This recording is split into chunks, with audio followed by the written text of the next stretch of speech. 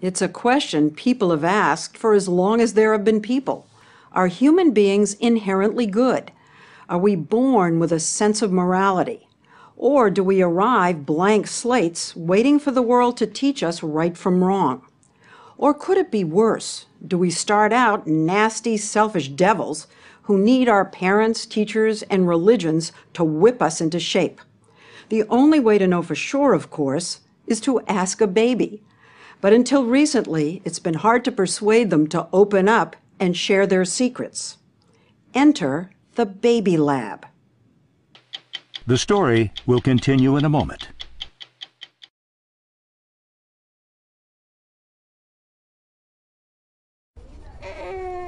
This is the creature at the center of the greatest philosophical, moral, and religious debates about the nature of man, the human baby. They don't do much, can't talk, can't write, can't expound at length about their moral philosophies. But does that mean they don't have one? The philosopher Rousseau considered babies perfect idiots knowing nothing. And Yale psychologist Karen Wynn, director of the Infant Cognition Center here, the Baby Lab, says for most of its history, her field agreed. Didn't we just think that these creatures at 3 months and even 6 months were basically just little blobs? Oh, sure.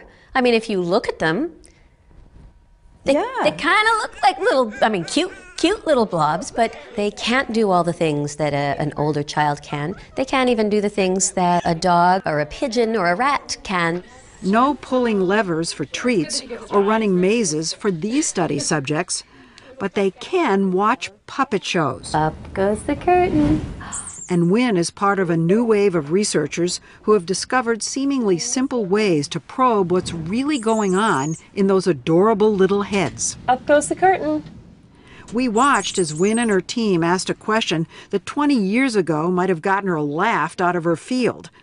Does Wesley here, at the ripe old age of 5 months, know the difference between right and wrong? Wesley watches as the puppet in the center struggles to open up a box with a toy inside. The puppy in the yellow shirt comes over and lends a hand. Then the scene repeats itself, but this time the puppy in the blue shirt comes and slams the box shut. Nice behavior? Mean behavior. At least to our eyes. But is that how a 5-month-old sees it? And does he have a preference? Leslie, do you remember these guys from the show? To find out, a researcher who doesn't know which puppet was nice and which was mean offers Wesley a choice. Who do you like? He can't answer, but he can reach. That one. Wesley chose the good guy, and he wasn't alone. That one. More than 3/4 of the babies tested reached for the nice puppet. That one. Wynn tried it out on even younger babies, 3-month-olds, who can't control their arms enough to reach. But they can vote with their eyes, since research has shown that even very young babies look longer at things they like. Which one do you like? Daisy here looked at the mean puppet for 5 seconds, then switched to the nice one for 33. Babies, even at 3 months, looked towards the nice character and looked hardly at all, much shorter times, towards the unhelpful character. So basically, as young as 3 months old, we human beings show a preference for nice people over mean people. Study after study after study, the results are always consistently babies feeling positively towards helpful individuals in the world and disapproving, disliking, maybe condemning individuals who are antisocial towards others. It's astonishing. Wynn and her team first published their findings about baby morality in the journal Nature in 2007. And they've continued to publish follow-up studies in other peer-reviewed journals ever since. For instance, on this experiment, they showed babies like James here a puppet behaving badly. Instead of rolling the ball back to the puppet in the middle, this green-shirted bunny keeps the other puppet's ball and runs away. Then James is shown a second show. This time, the bunny, who we just saw steal the ball, tries to open up the box to get the toy. Will James still prefer the puppet who helps out? Or will he now prefer the one who slams the box shut? Who do you like? He chose the one who slammed it shut, as did 81% of babies tested. The study's conclusion, babies seem to view the ball thief as deserving punishment. So do you think that babies, therefore, are born with an innate sense of justice? At a very elemental level, I think so. We think we see here the foundations for morality. Some way to do the punishment. Paul Bloom is also a professor of psychology at Yale with his own lab. He's collaborated with Wynne on many of her baby studies, and he also happens to be her husband. I feel we're making discoveries. I feel like we're discovering that what seems to be one way really isn't. What seems to be an ignorant and unknowing baby is actually a creature with this alarming sophistication, subtle knowledge. And he says discovering this in babies who can't walk, talk, or even crawl yet suggests it has to come built in. So remember B.F. Skinner, who said that we had to teach our children everything through conditioning. So does this just wipe him off the map?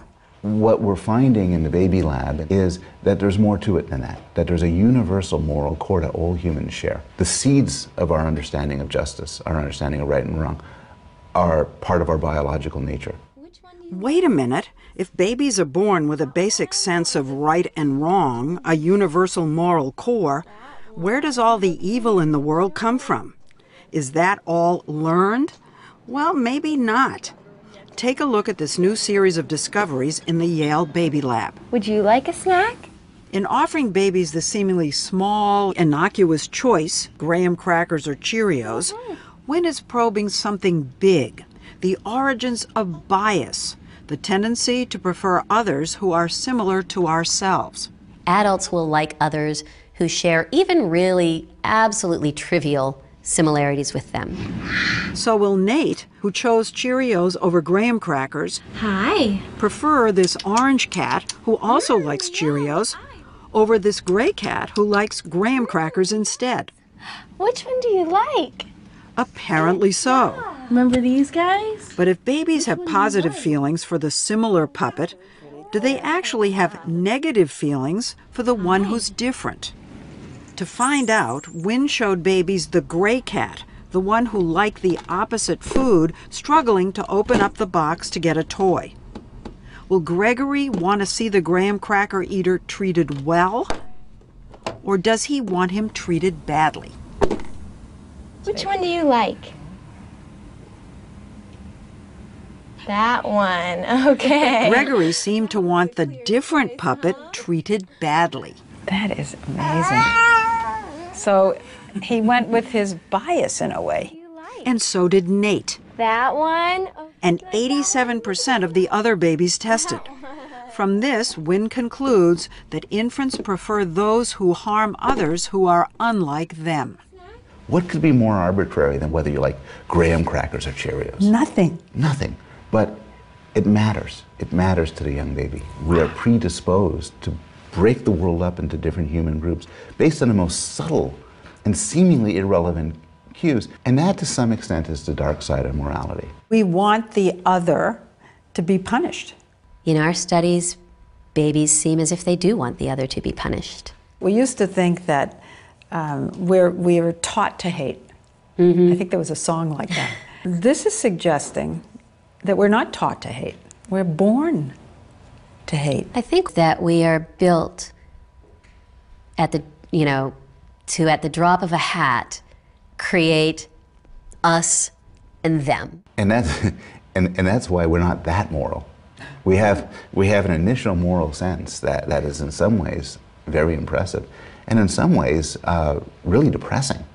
That we see some of the worst biases in adults reflected in the minds and in the behaviors of young babies. But Bloom says understanding our earliest instincts can help. If you want to eradicate racism, for instance, you really are going to want to know to what extent are babies little bigots? To what extent is racism a natural part of humanity? Sounds to me like the experiments show they are little bigots. I think to some extent, a bias to favor the self, where the self could be people who look like me, people who act like me, people with the same taste as me, is a very strong human bias. It is what one would expect from a creature like us who evolved through natural selection, but it has terrible consequences.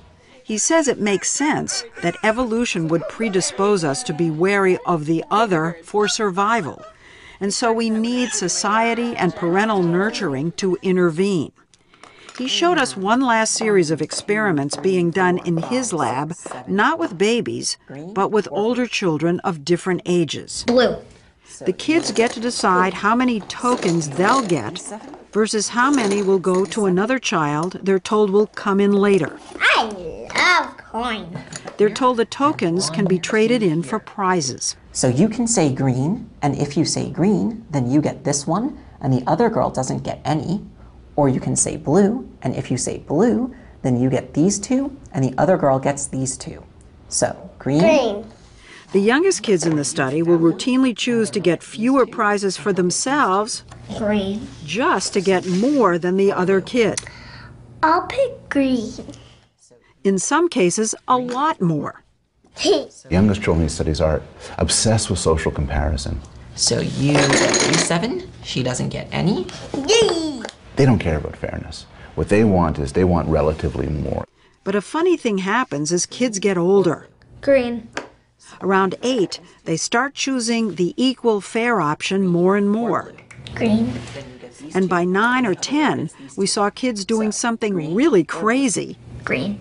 deliberately giving the other kid more. Green or blue?